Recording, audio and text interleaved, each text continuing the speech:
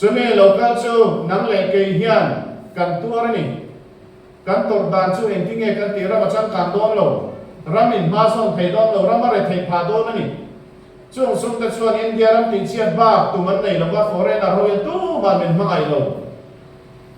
USA pon min mangai lo dog ni rin CNN te yen do BBC te yen do dog ni rin min he ka cái mani kan in mangai lo chon tu nge min mangai kan chen nom ten min mangai do lo re na ni adik chi ani India ram pi chetoren India ram hi khovela ram ho saber ni kan tu ma sang so so sa mi samri pasaria India ram independent tranga kumza kan ni na tu ra ni ya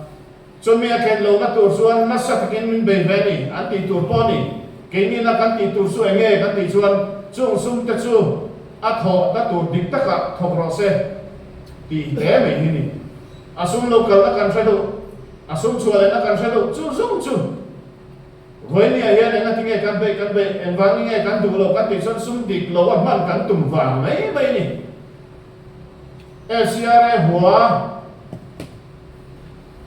FCR họ cầu phần xoay tu tê à địch tác xuân cái ngô hiền và tăng cũng tê cần nghe đủ thiên này nha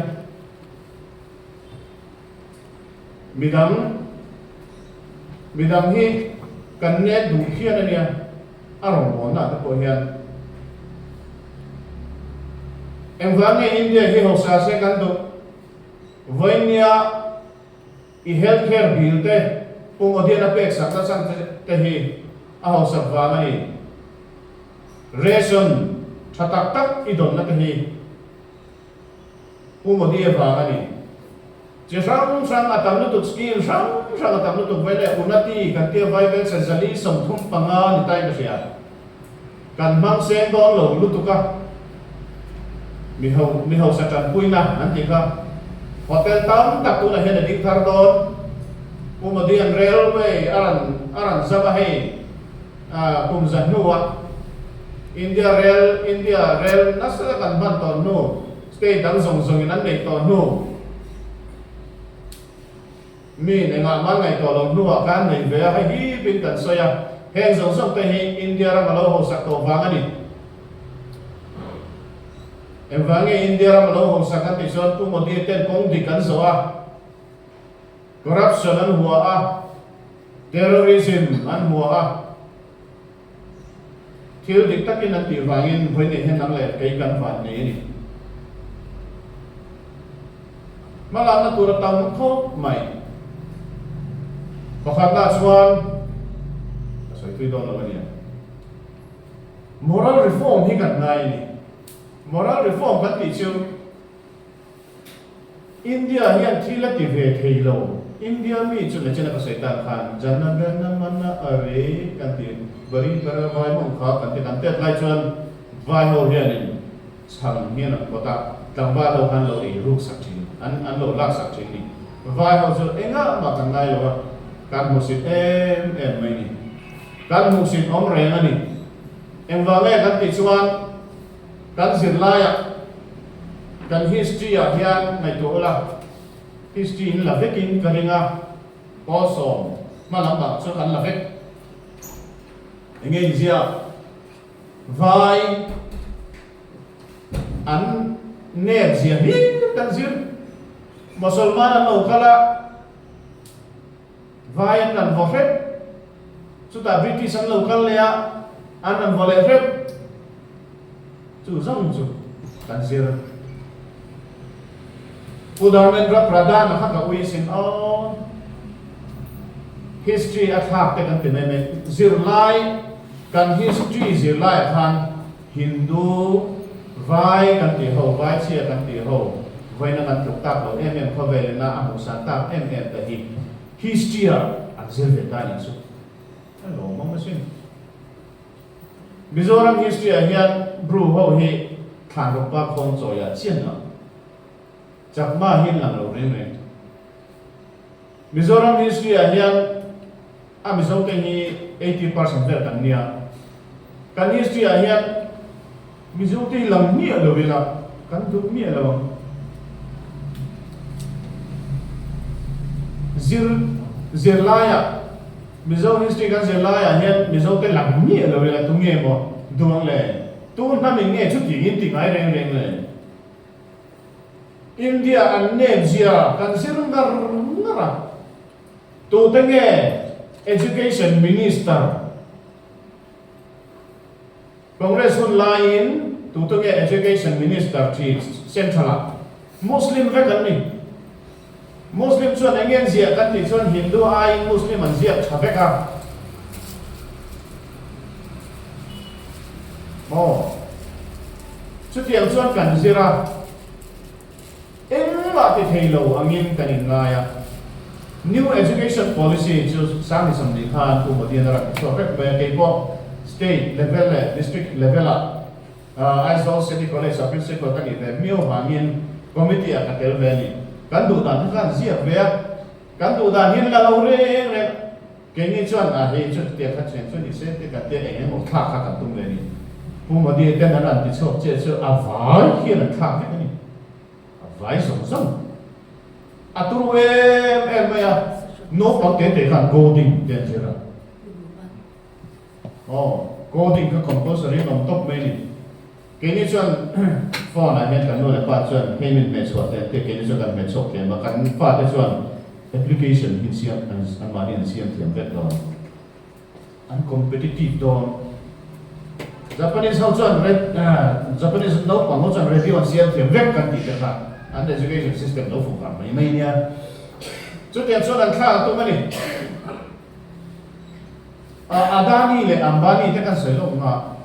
Ambani hian apapa no bui nei tira Adani te konan nei tira engting engwangin nge ro pui de wanti kovena sai thiam kan ngai san ber te som matani mo an chung ko official an chung ko entertain to Rihanna te khat somani Rihanna khachu an chor an mi chora ni chu ada niam ve khat engwange soft power ni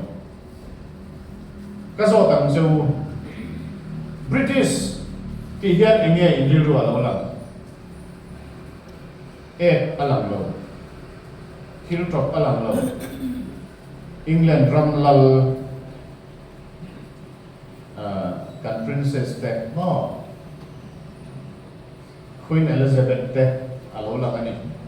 South Korea kan ti chuan enge lo lang K-pop lo lang ani South Korea ki an five big em teu lo mai an drop lu USA kan ti chuan enge lo lang Avengers Southern lo lang a kha soft power ani when you chuan in India chu mi leng ting en lo sia kan ti chuan Rihanna po an song mai to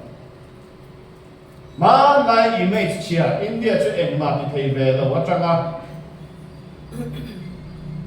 mos mi ho sa in tel kho mi ro vi tak kho ve ram thang chak ber dark side of the moon tu ma ila an khen na nai lo wa satellite rocket ka chok thei voi Tum khata satellite za som thum ka so Chandrayaan po USA in Bollywood in film an Siama alem sikai sana mo Chandrayaan 1 2 Hollywood budget lem te in Siam thei kong sang Japan mi yang za kum ni chom thei COVID lain Afrika ram zong vaccine at hona bevekto vaccine champion chung cho umodian kovel stay sa min phong suatan anitani vanian ti sia tum tu te tam tak an nok me kan chu image chu ke ni hian a chiam ti kan hau emen tu ni vanian E20 ran na le ta E20 hi G20 cuma kan Amerika, Brazil, India in Indonesia nak thoho na thung an sia ka Brazil hian ma lo lat le to a Ako'y mo na kan soi lo mange Kovel Indobui pani kha nalai khan khat kum khan na ram kha achhe a America kha achhe lo mani Kovel ram economy tung ding tu ani ho u li American dollar hi Kovel ram pui sa mang ila chuanin I gold randa ula chuanin emi hi gold in kan lo khen chak chak thaya tiani USA chuan dollar noi khat ina ti pon gold in kan lo dizela dollar hi mangula tia ransom li pali in agreement azet ta Bretton Woods chuan an fin luwa chumian fin nara chu vai nia o hian an latel Kubit ekwan, kini ta thil poi lu tu pani siani. Chuan in sum don ton re nga dol kha US dollar kan mang char chara. Ani chuan an do hona paisa an print ta Indian product paisa kan print chuan kan economy niam roi meni. USA nan paisa du za kan print ta an economy niam ve lo. Cover ram economy kha an niam pani. A in kan insulate ta. Chuan France hawin an ngai thiam lova khai dollar hi lale le ro go khamin pero an tia chon an khen ta ni ram tam tam khan ti ve ka super president Nixon khan dollar hi da go tin kan ve kap to don lo ta khen ke to lo an tien ama po kan khen ke lo re ka chuan an thiam ti than le to pakhat le chu Saudi Arabia ne na kan veng hi mang cheu ma chuan oil reng hi paisa dangin nei phal mi su hit pakhat chu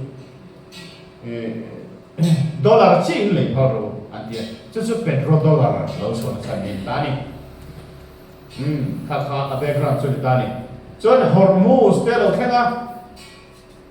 thil che rang khowela lo khana biangin petro dollar kha petro dollar in nem biam zel dollar in control zel Russia hian asum zong hi